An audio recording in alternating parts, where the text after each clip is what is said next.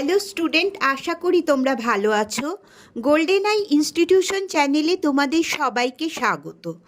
আজ আমি তোমাদের ক্লাস 10-এর ভূগোলের তৃতীয় অধ্যায় বাড়িমণ্ডল থেকে প্রশ্ন উত্তর দিয়েছি। আমার আজকের এই ভিডিওটা যদি ভালো লাগে তাহলে অবশ্যই লাইক শেয়ার করো এবং কোনো নতুন স্টুডেন্ট হলে চ্যানেলটাকে সাবস্ক্রাইব করো। তাহলে চলো পড়ানোতে যাওয়া যাক। ভূগোলের তৃতীয় অধ্যায় বাড়িমণ্ডল থেকে প্রথম প্রশ্ন, উষ্ণ ও শীতল সমুদ্রস্রোত যে স্থানে মিলিত হয় তাকে কি বলে? হিমপ্রাচীর। এটা দেখো 2019 সালে মাধ্যমিকে এসেছিল। 2 নম্বর, সমুদ্র জলে ভাসমান বরফের স্তূপকে কি বলা হয়? হিমশৈল। এটাও 2022 সালে মাধ্যমিকের প্রশ্ন। 3 নম্বর, গ্র্যান্ড ব্যাংক মগ্নচড়া কোন মহাসাগরে অবস্থিত? এটা হচ্ছে আটলান্টিক মহাসাগরে। 4 নম্বর, শীতল ক্যালিফোর্নিয়া স্রোত কোন মহাসাগরে দেখা যায়? প্রশান্ত মহাসাগরে। 5 নম্বর, পৃথিবীর বৃহত্তম মগ্নচড়ার নাম কি? Grand bank মগ্নচড়া। 6 নম্বর, সমুদ্র স্রোতের সৃষ্টি কিসের উপর নির্ভর করে? বায়ু প্রবাহের উপর। এটাও 2020 সালে মাধ্যমিকে এসেছিল। 7 নম্বর, পেরু স্রোত কোন মহাসাগরে দেখা যায়? প্রশান্ত মহাসাগরে। 8 নম্বর, মাদাগাস্কার ও মোজাম্বিক স্রোতের মিলিত প্রবাহ কি স্রোত নামে পরিচিত? আগুলহাস স্রোত। এটা খুব ইম্পর্টেন্ট। 9 নম্বর, ভারতের একটি ঋতুভিত্তিক স্রোতের নাম লেখো। মৌসুমী স্রোত। এটাও খুব ইম্পর্টেন্ট, 9 নম্বরটা। 10 নম্বর, ক্যালিফোর্নিয়া স্রোত প্রবাহিত হয় কোন মহাসাগরে? প্রশান্ত মহাসাগরে। 11 নম্বর প্রশ্ন, পৃথিবীর গভীরতম সমুদ্রখাত মারিয়ানা কোন মহাসাগরে অবস্থিত? সমুদ্রখাতটার নাম হচ্ছে মারিয়ানা। এটা প্রশান্ত মহাসাগরে অবস্থিত। 12 নম্বর, আগুলহাস স্রোত কোথায় দেখা যায়? ভারত মহাসাগরে। 13 নম্বর, শীতল বেঙ্গুয়েলা স্রোতের প্রভাবে সৃষ্ট একটি মরুভূমির নাম লেখো। নামিব মরুভূমি। এটা হচ্ছে শীতল মরুভূমি। 14 নম্বর, উষ্ণ ও শীতল স্রোতের মিলনস্থলে কিরূপ আবহাওয়া দেখা যায়? কুয়াশা ও ঝড় বৃষ্টি দেখা যায়। 15 নম্বর, আটলান্টিক মহাসাগরের একটি শীতল স্রোতের নাম লেখো। ল্যাব্রাডর স্রোত। 16 নম্বর, কোন বায়ু সমুদ্র স্রোত সৃষ্টিতে সবচেয়ে বেশি প্রভাব বিস্তার করে? নিয়ত বায়ু। এটা খুব ইম্পর্টেন্ট প্রশ্ন। 17 নম্বর, বেঙ্গুয়ালা স্রোত কোন মহাসাগরে প্রবাহিত হয়? দক্ষিণ আটলান্টিক মহাসাগরে। 18 নম্বর, পৃথিবীর আবর্তনজনিত কোন বল বা শক্তির ফলে সমুদ্র স্রোতের দিক বিক্ষেপ ঘটে? কোরিওলিস বল। 19 নম্বর, কোন স্রোতের প্রভাবে নিউ ফাউন্ডল্যান্ডে তুষারপাত হয়? শীতল ল্যাব্রাডর স্রোত।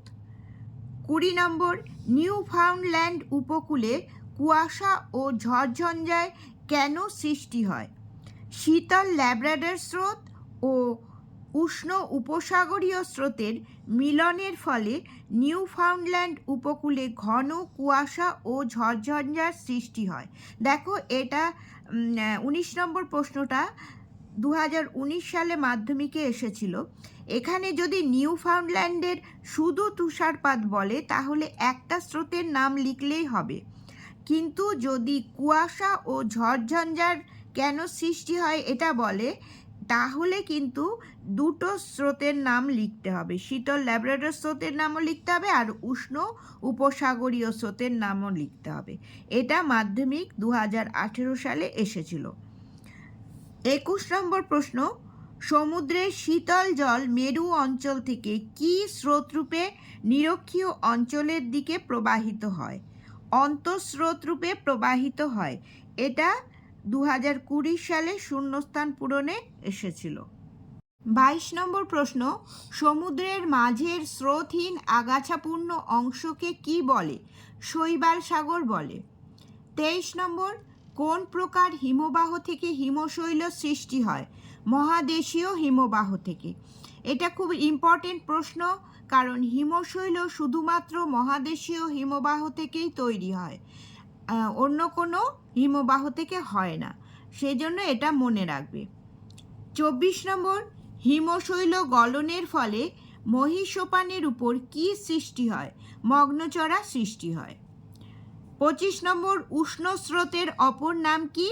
বহিঃস্রোত। 26 নম্বর, ক্রান্তীয় সমুদ্রে কোন ধরনের সমুদ্র স্রোত সৃষ্টি হয়? এটা হচ্ছে উষ্ণ সমুদ্র স্রোত। এটা 2017 সালে মাধ্যমিকে এসেছিল। 27 নম্বর, সমুদ্র স্রোতের চক্র গতিকে কি বলে? জায়োর বলে, জায়োর। 28 নম্বর, হিমশৈলের কত ভাগ জলের উপরে থাকে? 9 ভাগের 1 ভাগ জলের উপরে থাকে। আবার উল্টো করেও আসতে পারে, কত ভাগ জলের নিচে থাকে, তাহলে লিখবে 9 ভাগের 8 ভাগ জলের নিচে থাকে। 29 নম্বর প্রশ্ন, প্রশান্ত মহাসাগরের একটি শীতল ও একটি উষ্ণ স্রোতের নাম লেখো। শীতল স্রোত আমি এখানে লিখেছি বেরিং স্রোত, তোমরা অন্য কিছুও লিখতে পারো, এবং উষ্ণ স্রোত লিখেছি কুরোশীয় স্রোত। 30 নম্বর, মহাসাগরের থার্মাল রেগুলেটর কাকে বলে? সমুদ্র স্রোতকে বলে। 21 নম্বর, কোন স্রোতের প্রভাবে শীতকালেও জাপান উপকূল উষ্ণ থাকে? এটা হচ্ছে উত্তর হবে উষ্ণ কুরোশীয় স্রোত বা জাপান স্রোত। 32 নম্বর প্রশ্ন, উষ্ণ পেরু স্রোতের অপর নাম কি? এল নিনো স্রোত। 33 নম্বর, সমুদ্রে কোথায় বাণিজ্যিক মৎস্য আহরণ ক্ষেত্রের সৃষ্টি হয়? এটা হচ্ছে মগ্নচড়া অঞ্চলে। 34 নম্বর, পৃথিবীর বৃহত্তম মহাসাগরের নাম কি? প্রশান্ত মহাসাগর। 35 নম্বর, মৌসুমী বায়ুর প্রভাবে কোন মহাসাগরে সমুদ্র স্রোতের দিক পরিবর্তিত হয়? ভারত মহাসাগরে।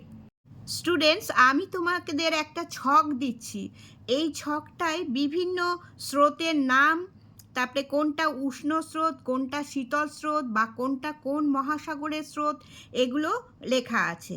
তোমরা আস্তে আস্তে এগুলো মুখস্থ করে নেবে, কারণ এতগুলো স্রোতের এমনি কোশ্চেন হিসাবে এতগুলো স্রোতের নাম মনে রাখা সম্ভব না, বা কোনটা উষ্ণ স্রোত কোনটা শীতল স্রোত এটাও মনে রাখা সম্ভব না, সেই জন্য এই ছকটা অনুযায়ী তোমরা পড়বে। দেখো, আটলান্টিক মহাসাগরে উষ্ণ স্রোতের এখানে নামগুলো দেওয়া আছে, আর শীতল স্রোতের নাম দেওয়া আছে। আবার এবার প্রশান্ত মহাসাগরেরও তাই, উষ্ণ স্রোত আর শীতল স্রোত, আর ভারত মহাসাগরেরও তাই, উষ্ণ স্রোত এবং শীতল স্রোত। দেখো, এর মধ্যে আবার আটলান্টিক মহাসাগরে দেখো উষ্ণ স্রোতে আবার প্রশান্ত মহাসাগরের সঙ্গে অনেক মিল পাবে, যেমন উত্তর নিরক্ষীয় স্রোত দুটোতেই আছে, দক্ষিণ নিরক্ষীয় স্রোত দুটোতে আছে, তারপরে নিরক্ষীয় প্রতিস্রোতও দুটোতেই আছে, এরকম অনেক মিল পাবে। শীতল স্রোতগুলোর মধ্যে হয়তো তোমরা মিল নাও পেতে পারো, কিন্তু এগুলোর মধ্যে অনেক মিল পাবে। এগুলো মধ্যেও আবার অনেক ইম্পর্টেন্ট স্রোত আছে, যেমন ল্যাব্রাডর স্রোত, ক্যানারি স্রোত, বেঙ্গুয়েলা স্রোত, এগুলো খুব ইম্পর্টেন্ট। তারপরে ভারত মহাসাগরেরও এখানে আগুলহা স্রোত, মাদাগাস্কার স্রোত বা সোমালি স্রোত, এগুলো খুব ইম্পর্টেন্ট। তারপরে হচ্ছে তোমাদের এগুলো প্রশ্ন হিসাবেও আসতে পারে, শূন্যস্থানেও আসতে পারে। হ্যাঁ, যেমন যদি বলে আটলান্টিক মহাসাগরের একটি শীতল স্রোতের নাম করো, তাহলে তো তোমরা যে কোনোভাবেই পারবে, আর যে কোনো একটা লিখলেই হয়ে যাবে সেটা। কিন্তু আর এখানে দেখো কতগুলো স্রোতের নাম তোমরা কোশ্চেন হিসাবেও পাবে। ঠিক আছে, তাহলে এই ছকটা আস্তে আস্তে তোমরা মুখস্থ করার চেষ্টা করবে, তাহলে আর কোনো ভুল হবে না। স্টুডেন্টস, তাহলে আজ এই পর্যন্তই, তোমরা সবাই ভালো থেকো।